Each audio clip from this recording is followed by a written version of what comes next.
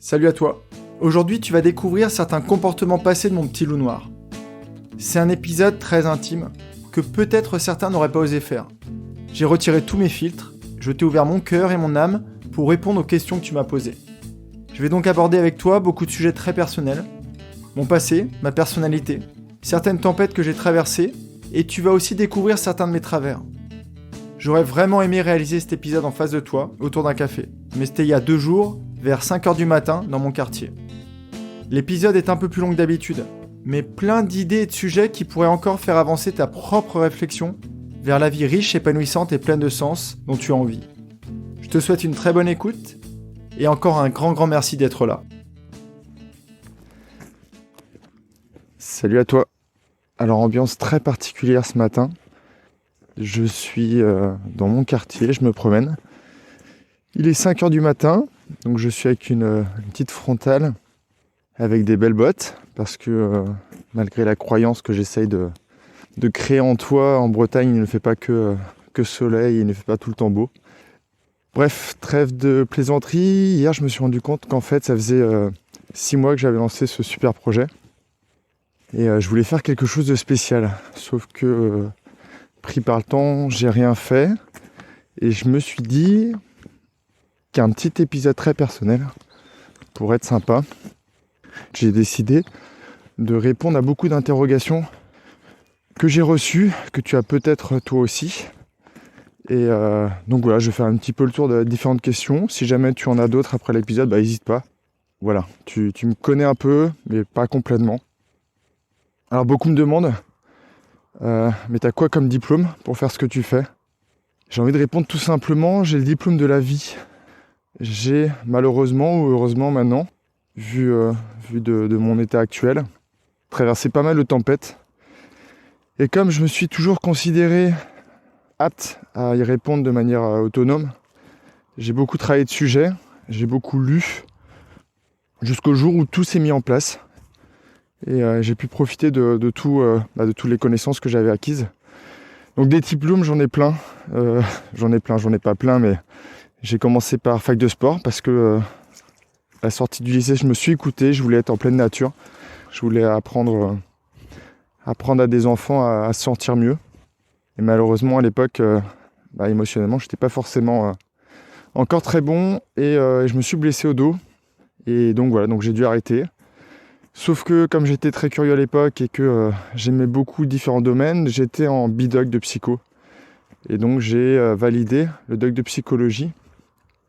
Donc voilà, j'ai fait un doc de psycho, sauf que à l'époque, il y avait des matières comme psychopatho et clinique, je sais même plus comment on dit. Quand je sortais de ces cours-là, où c'était vraiment la vraie psychologie, je me sentais pas encore suffisamment stable dans la tête pour me dire que j'allais potentiellement aider des gens à l'être. J'ai eu mon DUG de psycho et après je suis reparti vers une discipline qui me plaisait beaucoup, les chiffres. Quand j'étais petit, bizarrement, je remplissais des cahiers de chiffres. Alors me demande pas pourquoi, je ne le sais toujours pas. Tout ce que je sais, c'est que je devais trouver une sorte de sécurité dans quelque chose de concret. Donc je suis reparti vers les chiffres, les statistiques, et puis j'ai rencontré une entreprise avec qui ça a plutôt bien marché, qui m'a demandé de devenir apprenti, et donc je suis devenu ingénieur en informatique via un apprentissage, un métier dans lequel je suis resté pas mal d'années. J'aimais tout ce qui se faisait autour de l'informatique, mais pas forcément l'informatique, jusqu'à ce que je décide enfin de m'écouter.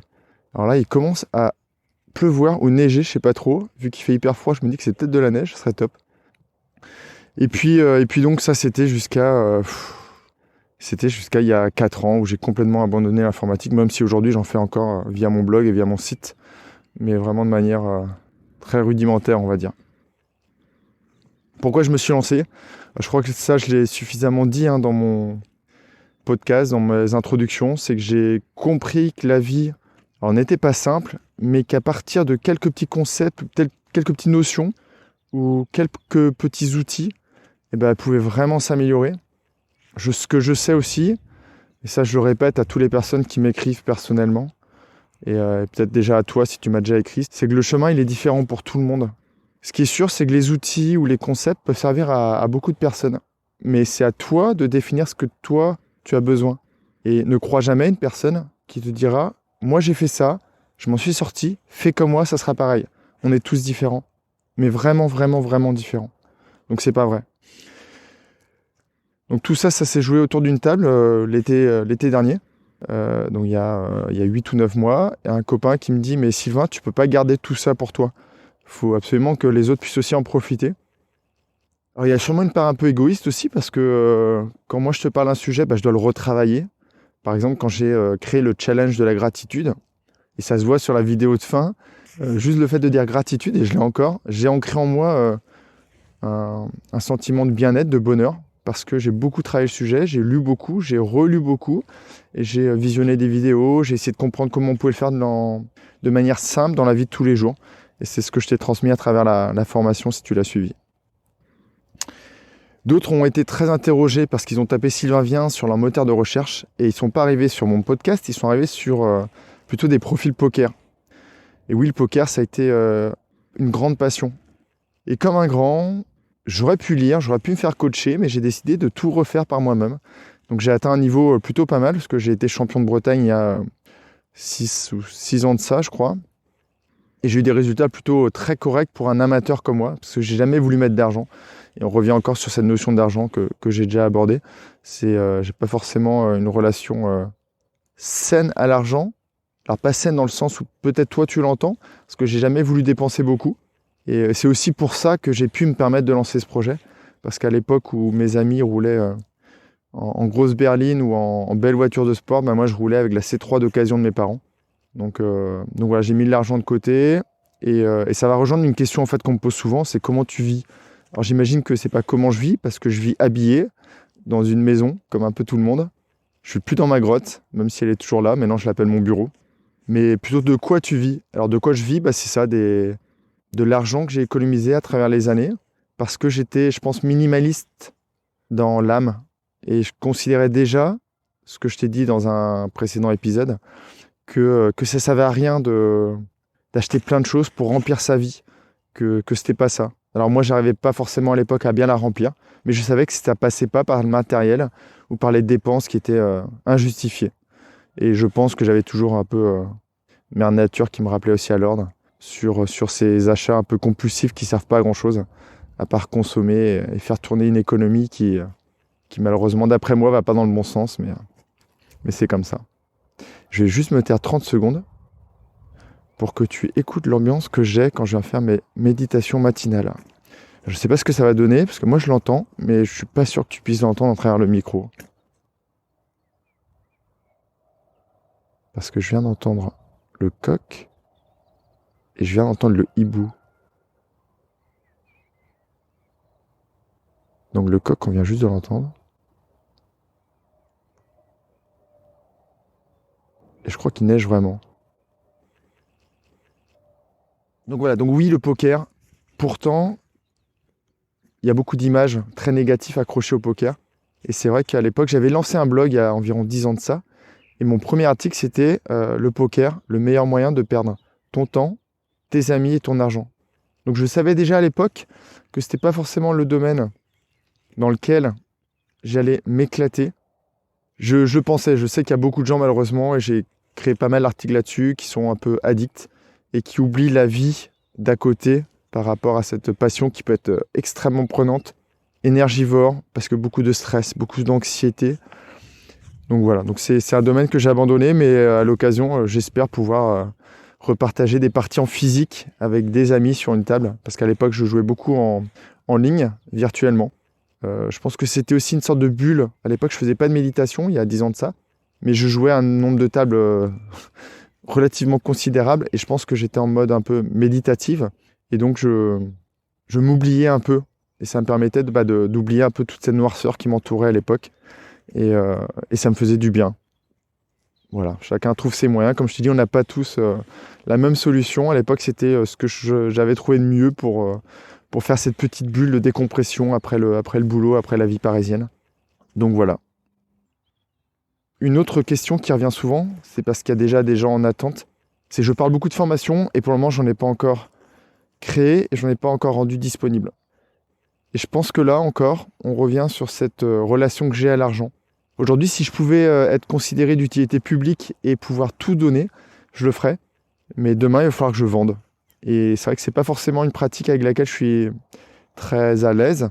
Et pourtant, je sais qu'aujourd'hui, j'ose investir sur moi. Par exemple, en parallèle, je suis une formation en programmation neurolinguistique. Et je pense que je vous en parlerai parce qu'il y a des outils qui sont vraiment magiques, que j'ai utilisés de manière un peu inconsciente ou sans le vouloir, sans le savoir, dans ma grotte pour un peu déconstruire ma réalité et reconstruire quelque chose qui m'allait beaucoup mieux.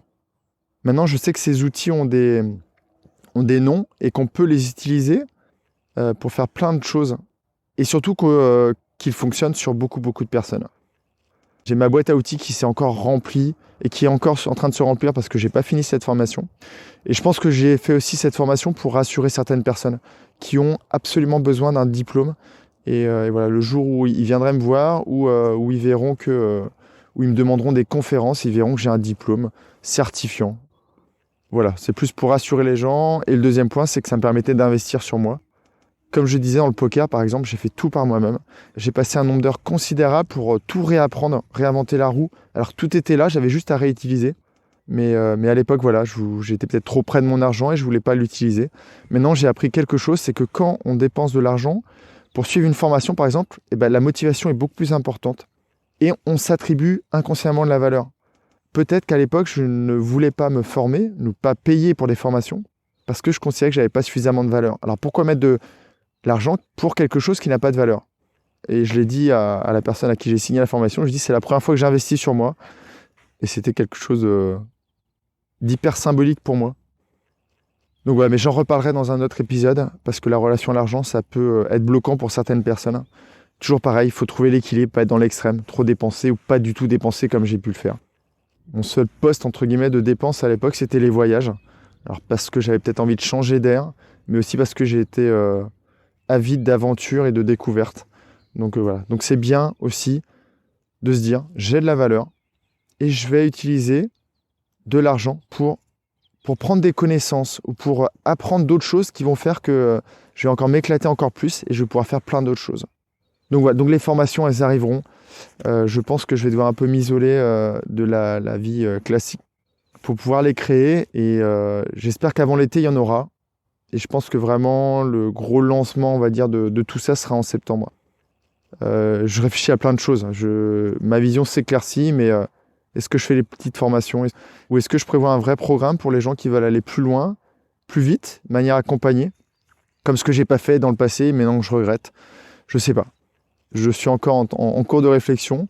Et tout ce que je sais, c'est que si toi, tu es en demande, tu m'as peut-être déjà émis cette demande, sache que c'est pas du tout un projet que tu as oublié et que j'y réfléchis très activement.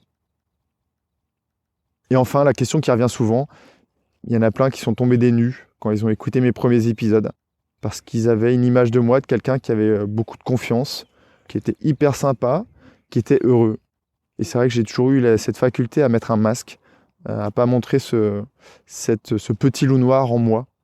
Alors pas petit loup noir au niveau des comportements, parce que j'ai toujours été assez carré, assez rigoureux, et j'ai toujours compris qu'il y avait beaucoup de comportements qui desservaient plus qu'ils ne servaient. L'alcool, les achats compulsifs, la colère. Je me suis toujours considéré comme quelqu'un de très gentil, avec une sorte de volcan en moi, qui pouvait exploser pour des manques de respect, ce genre de choses. Donc j'ai toujours eu ce petit loup noir que j'ai enfoui au fond de moi-même et qui me parlait toute la journée. Il me parlait. Il m'autocritiquait, il me blessait, mais jamais il sortait de ma coquille. Et sauf que c'est ce qui me rendait malade à l'époque. Je t'ai déjà parlé un peu des maladies psychosomatiques, mais si aujourd'hui tu as des problèmes de cervicales, de dos, des migraines, des problèmes d'estomac, c'est souvent très lié à un fonctionnement interne qui n'est pas forcément en phase avec ce que tu aimerais être ou ce que tu aimerais faire. C'est si jamais tu as des problèmes comme ça, que tu n'as pas réussi à soigner par les médicaments, parce c'est plus profond, c'est pas seulement la machine, c'est plus l'essence que tu mets dans la machine qui est pas la bonne. Regarde du côté de la médecine chinoise. Par exemple, à l'époque, j'avais les migraines, j'en avais plein la tête. Et à l'époque aussi, j'avais cette impression de porter les fardeaux du monde. Et forcément, les lombaires en subissaient les conséquences. J'ai aucune idée du temps que l'on vient de prendre dans cette discussion. Alors, c'est marrant parce que je me suis fait une sorte d'auto-interview et c'est peut-être une idée que j'ai aussi pour des prochains épisodes. Je pense qu'il y a des domaines que je sais hyper importants mais dans lesquels j'ai pas envie de me spécialiser ou j'ai pas envie de travailler pour pas me disperser, comme le sommeil, la nutrition. Et je pense que je vais faire appel à des gens qui sont vraiment experts dans le domaine, avec qui je partage beaucoup de valeurs communes pour te parler de ça. Et donc ça sera à travers des interviews. Et donc je viens de m'auto-interviewer. Et donc je vais le faire comme à la fin de chaque interview. Je vais remercier. Donc merci Sylvain du temps que tu as pris pour répondre à mes questions. J'espère que toi, derrière tes écouteurs ou dans ton autoradio, tu as apprécié cet échange. T'en sais plus sur moi. Et j'espère que dans le futur, j'en saurai plus sur toi. Parce que j'ai vraiment envie de te connaître. Donc si jamais tu es inscrit à la newsletter, d'ici une semaine ou 2 semaines, je vais te questionner. Parce que tu vas pouvoir vraiment m'aider. J'ai besoin de toi. Et je suis sûr qu'il y a plein de problématiques très communes et sur lesquelles je pourrais t'aider. Donc j'ai beaucoup de choses à donner, à transmettre, mais il faut que je sache vraiment quels sont tes besoins. Donc si tu es inscrit, d'ici 2 semaines, je vais t'envoyer une petite lettre pour te demander quels sont les sujets que tu aimerais que je t'aide à faire avancer dans ta vie. Il neige vraiment. C'est génial. Je te laisse. Je te souhaite une très très belle journée. Prends bien soin de toi. J'espère que tu as apprécié l'épisode, alors qui était très particulier, très long, je pense. J'ai aucune idée. Est-ce que c'est 12 minutes, 20 minutes, un quart d'heure? Franchement, j'ai aucune idée. J'aurai la surprise quand je cliquerai sur le bouton stop et quand je pourrai enfin me réchauffer les mains parce que je voulais pas les frotter pour pas que ça génère de bruit sur la bande. Alors j'espère que tu as entendu le hibou, j'espère que tu as entendu le coq. Et encore une fois, prends bien soin de toi. La vie, elle n'est pas simple, mais elle peut être vraiment magnifique.